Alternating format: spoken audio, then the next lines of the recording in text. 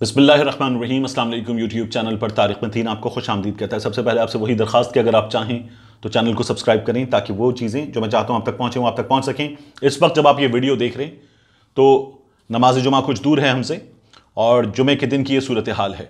इस सूरत हाल में लब्बैक के कारकुन चल रहे हैं गुजरांवाला से और ये गुजरांवाला से चलेंगे वजीराबाद पहुंचेंगे। यहाँ गुजरांवाला में जो सूरत हाल है उसमें इनका रास्ता रोकने की कोशिश नहीं की जाएगी। ये मैंने गुज़श्ता रात जब मैंने ये वीडियो बनाते वक्त तमाम लोगों से मालूमात हासिल की हैं, सूरत हाल जानी है, तो उसकी बुनियाद पर मैं आपको बता सकता हूँ। वज़ीराबाद में एक जंगी सूरत हाल का हमें सामना होगा अल्लाहू चौक पर। वहाँ पर एक बार फिर आप ये देखेंगे कि आंसू गैस के शेल फायर होंगे। वहाँ पर एक बार फिर आप देखेंगे कि कानून नाफिज करने वाले इदारे इनके रास्ते में आएंगे, दीवार बनेंगे, रोकेंगे और इनकी जानिब से कानून नाफिज करने वाले इदारों पर सीधी गोलियां चलाई गई हैं। ये शेख रशीद अहमद साहब ने नहीं बताया, सिर्फ वज़ीर दाखिला ने।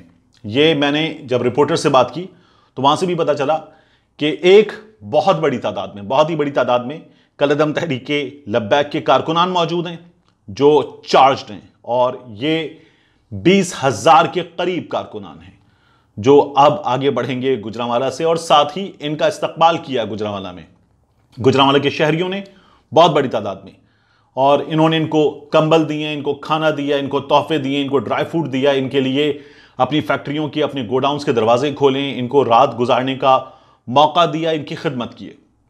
बहुत बड़ी तादाद में लोग हैं जो इनके साथ आए हैं और इनका साथ दिया है मकामी आबादी ने बाज़ जगहों पर, शहर से पहले भी।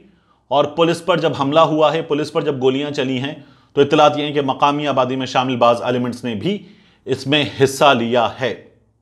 वज़ीर-ए-आज़म इमरान खान साहब ने कौमी सलामती काउंसिल का इजलास बुलाया है और हुकूमत ने बता दिया है कि दहशतगर्दी तस्लीम नहीं की जाएगी।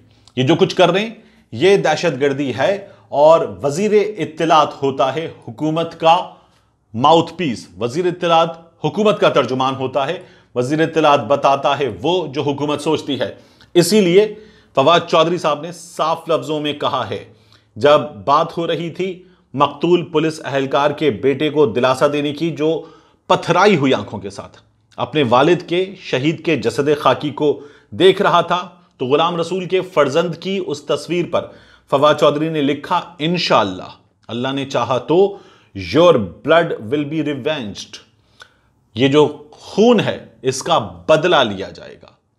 फसादी टीएलपी, हैशटैग फसादी टीएलपी, ये फवाद चौधरी की जानिब से इस्तेमाल किया गया है। एक ऐसी सूरत हाल में जहां हजारों लोग सड़कों पर हैं, एक ऐसी सूरत हाल में जहां दोनों जानिब खून बहा है, एक ऐसी सूरत हाल में जब ये सब कुछ हुआ है, तो फवाद चौधरी ने ये हैशटैग फसादी टीएलपी यूं ही इस्तेमाल नहीं किया, क्योंकि हुकूमत का ये दावा है कि उनके पास इस बात के शवाहिद मौजूद हैं कि इन्हें बैरूनी मदद हासिल है और इनके सोशल मीडिया अकाउंट्स को हैंडल किया जा रहा है पाकिस्तान दुश्मन मुल्क में बैठे हुए लोगों की जानिब से। और ये वो सूरत हाल है जिसे हुकूमत किसी भी तौर टॉलरेट नहीं कर सकती। कौमी सलामती काउंसिल के इजलास में भी इस सूरत हाल का जायजा लिया जाएगा। मैं आपको बता रहा हूं अल्लाहू चौक पहुंचेंगे ये लोग, एक जंगी सूरत हाल होगी, वहां पर रेंजर्स भी मौजूद है, पुलिस भी मौजूद है।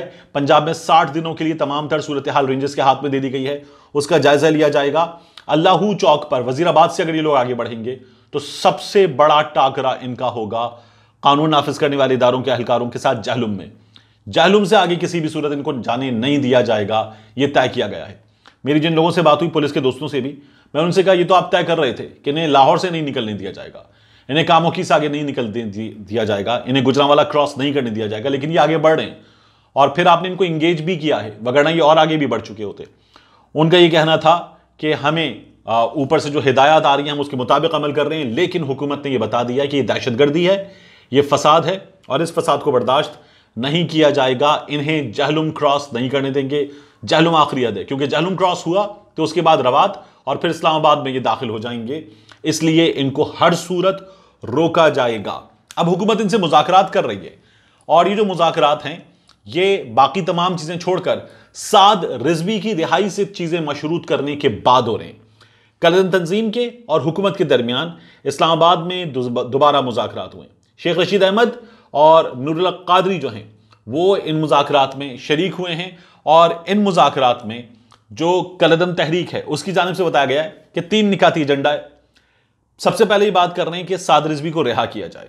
दूसरा, कलदम तहरीक लब्बैक के कारकुनों पर जो मुकदमात दर्ज किए गए वो मुकदमात वापस लिए जाएं और पार्लियामेंट में फ्रांस के खिलाफ करारदाद का पेश होना इनके निकात में शामिल है। हुकूमत ने एक सीधी बात की है इनसे कि वो लोग जिन्होंने पुलिस वालों को कत्ल किया है उन्हें हवाले करें, उनका कत्ल टॉलरेट नहीं करेगी हुकूमत। ये हुकूमत ने पहले भी बता दिया था, ये पुलिस ने हुकूमत को भी बता दिया था। लाहौर में भट्टा चौक पर, लाहौर में फिरोजपुर रोड पर और दीगर मकामात पर पुलिस वालों को मारा गया, उनको शहीद किया गया। तब पुलिस ने बता दिया था कि हमारा मोरल डाउन होता है, हमारा जवान मारा जाता है, हम इन लोगों से सामना करते हैं, इन लोगों का इनसे बात करने जाते हैं, इन लोगों से मुकाबला करने जाते हैं, हमारे लोग अगवा होते हैं और फिर हमें कोई बैकअप नहीं मिलता, हमें सपोर्ट नहीं मिलती।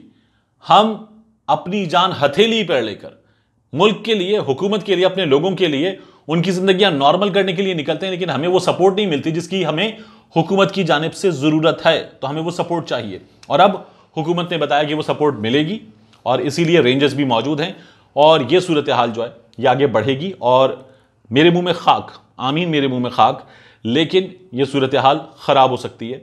ये सूरत हाल वजीराबाद में खराब हो सकती है और उससे आगे जाकर ये सूरत हाल ज्यादा खराब हो सकती है। इसीलिए कोशिश की जा रही है कि फौरी तौर पर इन मुज़ाकरात का कोई नतीजा निकले। साद रिजवी से खुफिया मुलाकातें हुई हैं।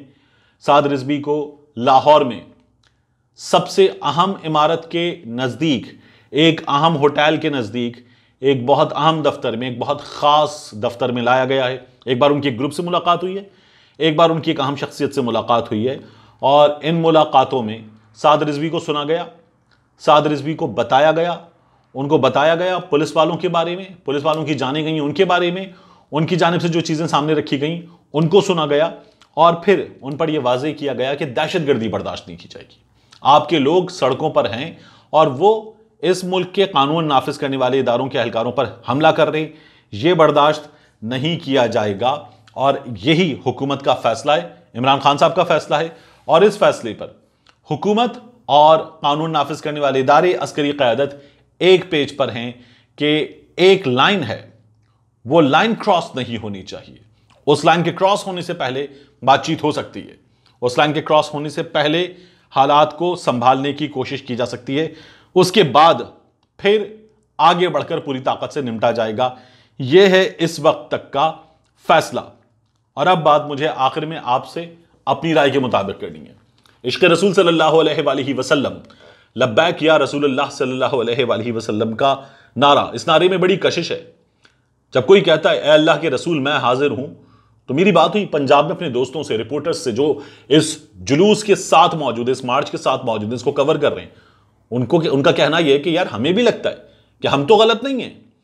ये लोग घरों से निकल कर आ गए, बच्चों के साथ आ गए, छोटे बच्चों के साथ, नौजवान बच्चे इनमें शामिल हैं 15-16 साल के, इनमें बुजुर्ग शामिल हैं और ये लोग आकर नारा लगाते हैं लब्बैक या रसूल अल्लाह, ए अल्लाह के रसूल मैं हाजिर हूं, तो लगता है हम तो गलत नहीं है। तो बात यह है कि इश्क़ रसूल सल्लल्लाहु अलैहि वसल्लम तकाजा क्या करता है? इश्क़ रसूल तकाजा करता है सलामती देने का, सामने वाले को सलामती देने का। वमा अरसलनाका इल्ला रहमतल लिल आलमीन, जो रसूल अल्लाह सल्लल्लाहु अलैहि वसल्लम के लिए अल्लाह रब्बुल इज़्ज़त ने फरमाया कि हमने आपको तमाम जहानों के लिए रहमत बनाकर भेजा, और उसका अमली नमूना हमें ताइफ में रसूलुल्लाह सल्लल्लाहु अलैहि वसल्लम ने दिखाया कि जब उनके जूते लहूलुहान हो गए, खून से भर गए, तो भी जब उनके पास अल्लाह ने पैगाम भेजा कि क्या इन लोगों को सजा दी जाए, तो अल्लाह के रसूल ने यह कहा कि ये लोग नादान हैं, नहीं जानते। यह है अल्लाह के रसूल की तालीम। तो अल्लाह के रसूल की तालीम पर अमल करना है, रसूलुल्लाह की तालीम पर अमल करना है, रसूलुल्लाह सल्लल्लाहु अलैहि वसल्लम के फरमोदात पर अमल करना है, उनके उस्वा हसना पर अमल करना है, आगे बढ़ना है, और जो उन्होंने करने से मना किया है वो नहीं करना। उन्होंने तो कहा है पौधों को नुकसान नहीं पहुंचाना, औरतों को नुकसान नहीं पहुंचाना, बच्चों को नुकसान नहीं पहुंचाना, बेगुनाहों को नुकसान नहीं पहुंचाना, तो नुकसान नहीं पहुंचाना, अपने कानून नाफिज करने वाले इदारों को नुकसान नहीं पहुंचाना। यही बात मुफ्ती तकी उस्मानी साहब ने समझाने की कोशिश की है और बहुत ठीक अंदाज में समझाने की कोशिश की है। उन्होंने कहा है मुल्क में बदअमनी की फिजा बहुत तशवीशनाक है। हुकूमत को भी कहा है ताकत के इस्तेमाल के बजाय तदब्बुर से काम लेते हुए मामला पार्लियामेंट में पेश करे और एहतजाज करने वाले तशद्दुद और कौमी अमलाक को नुकसान पहुंचाने की बजाय पुरअमन रास्ते इख्तियार करें।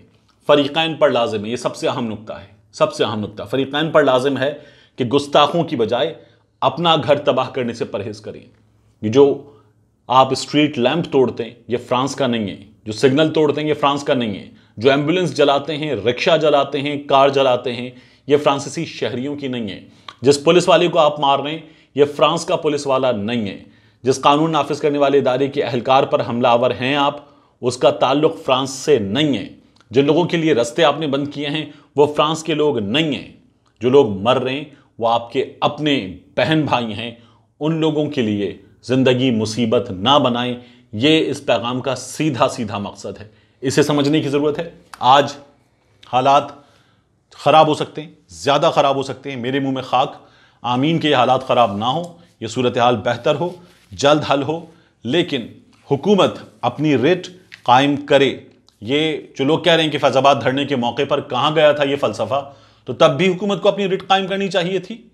अब भी हुकूमत को अपनी रिट कायम करनी चाहिए, और इसके बगैर मुल्क नहीं चलते, इसके बगैर सिस्टम नहीं चलते। ये बात अपोजिशन को भी समझ में आ चुकी है, और अपोजिशन ने यह बात टेलीविजन पर बता भी दी है। यही बात हमने उवैस नूरानी साहब के और दीगर सियासतदानों के पैगामात में सुनी है। इसलिए इस सूरत हाल को नॉर्मल करना हम सबकी जिम्मेदारी है, ताकि इन तमाम तर हालात में जो सबसे बड़ी हकीकत है वो हमारे सामने मजीद खूनी अंदाज में आश्कार ना हो कि इन तमाम हालात में वो पुलिस वाला हो या तहरीक लब्बैक के कारकुनान में शामिल मरता गरीब का बच्चा है। मिलते हैं इंशाल्लाह आपसे अगले वीलॉग में।